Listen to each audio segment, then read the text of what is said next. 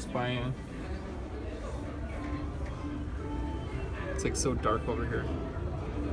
Wayne's World 1964 Fender Stratocaster.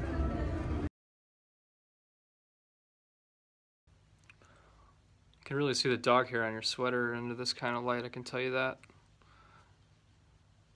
I got this on clearance. I was already told it's not the most stylish sweater I've ever bought, but tell you what, that orange matches this beautiful V.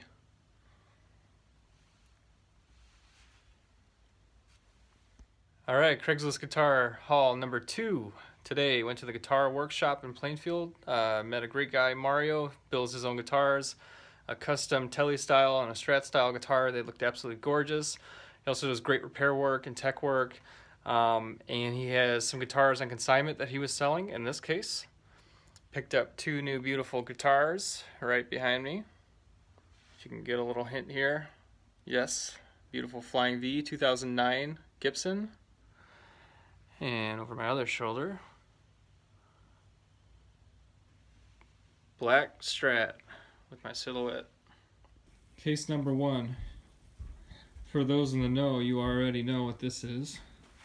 And that shape can only mean one thing. Luscious pink wrap. Little velvet. Never hurt anyone. Ta-da! Beautiful Flying V. And a natural finish. Alright, for the second of my 2 guitars bought in on this Craigslist haul, second edition, with a beautiful heavy-duty Gator hardshell case, will be yet another Japanese Strat. This one reminds me of David Gilmour. All black, black on black, with a maple neck. And check out this maple. You can see some actual, what do they call that? Figured maple. Some flame there in the maple. Really, really beautiful. It's going to be an E series, so made again in the Fujigen plant, Japan, mid-80s. There's that beautiful Flying V. You can see this beautiful natural finish. A lot of nice grain. Kind of a golden red orange finish. Very beautiful guitar. This one was magic when I plugged it in, so can't wait to demo it. Alright, here's the haul. Alright, so I got this Flying V 2009 Gibson USA on the bench. Really, really pretty finish. 2 humbuckers. Look, it's still got the plastic wrap on the back guard. Has not one scratch on this guitar. Mint condition. As close to brand new as you can get. It's got 2 humbuckers, 3-way pickup selector, 1 volume, 1 tone. Very cool guitar.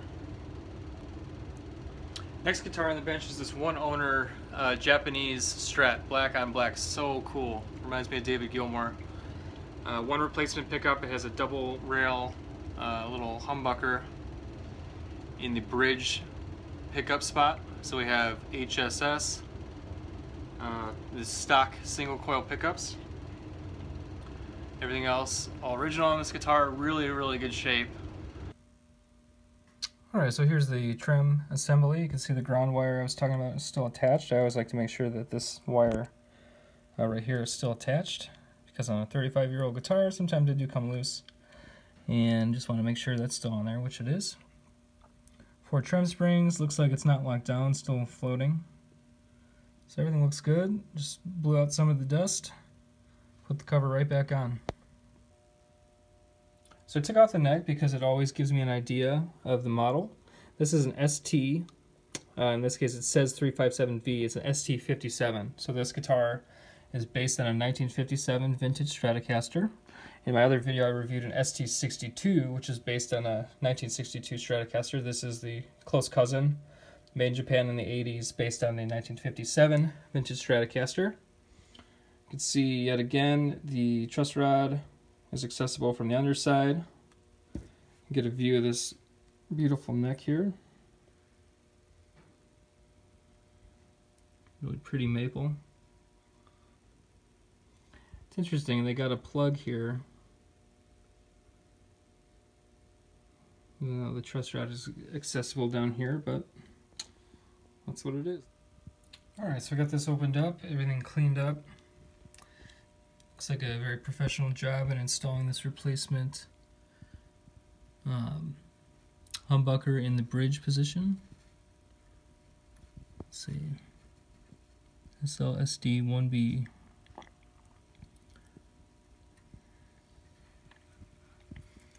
Electronics are in good shape. Put this back on.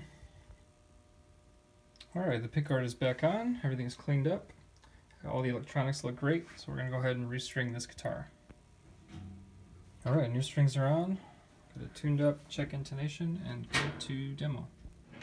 Okay, so the reason you don't want your action so super low is because you'll get something that I like to call choking out. A vibrating string needs room to vibrate, and if it doesn't have that room, it bumps into stuff below it and it kills the sound.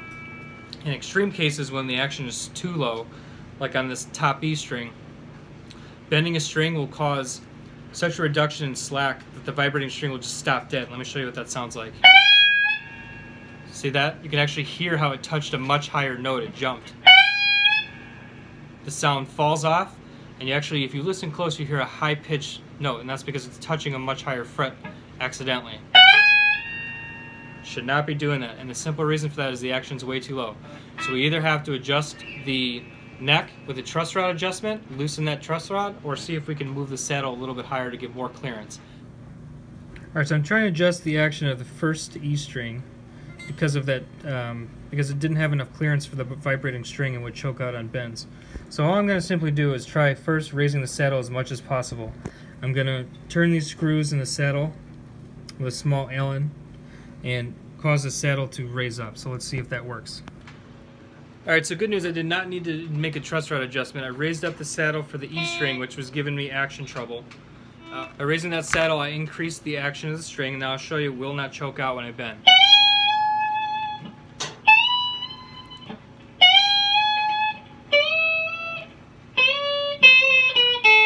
So that's fixed, that's great. Alright, next thing to fix, I'm just going to reduce the height of the pickups a bit, see if I can make them a little less hot. So I'm reducing the height of these pickups. I'm going to start with the neck pickup. I'm going to mess with the height of the pickups just to make it a little less hot. Here's the neck pickup. I've lowered it slightly. I'm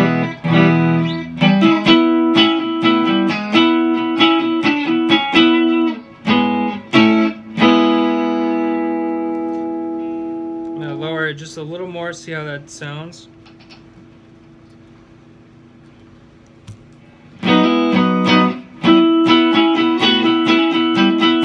Now we lost a little bass, so I'm going to actually raise it back up and find a happy medium here.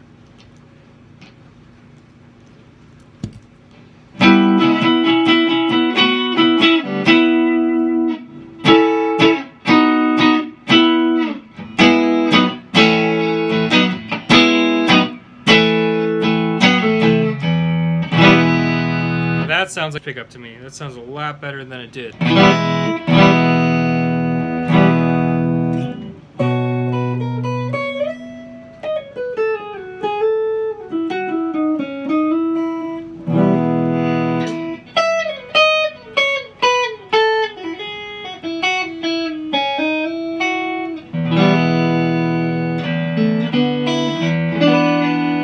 Try to clean that up a little more by bringing the top of the pickup near the high strings down just a hair.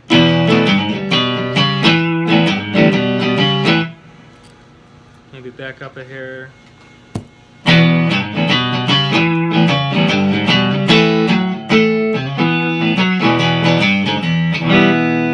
Give a little more low end on the bottom strings as well. Raise it a little bit higher.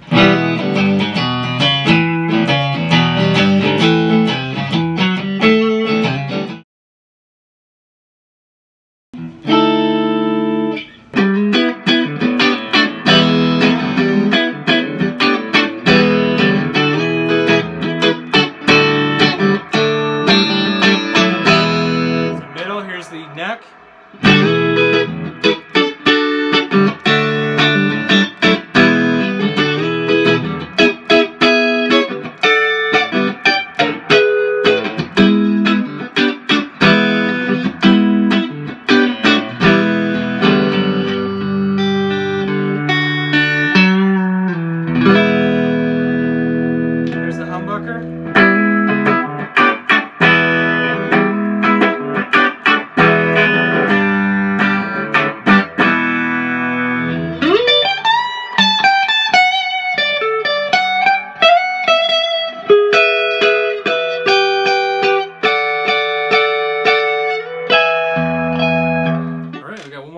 demo, which is this awesome Flying V.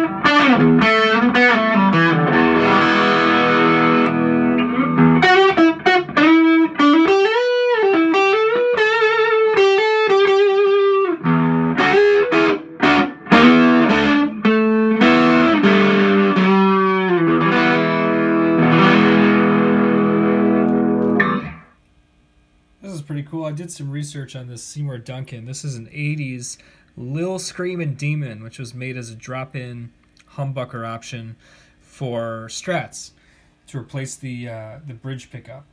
And something actually pretty cool, it's designed for that kind of real distorted, chunky rhythm and lead playing from the 80s.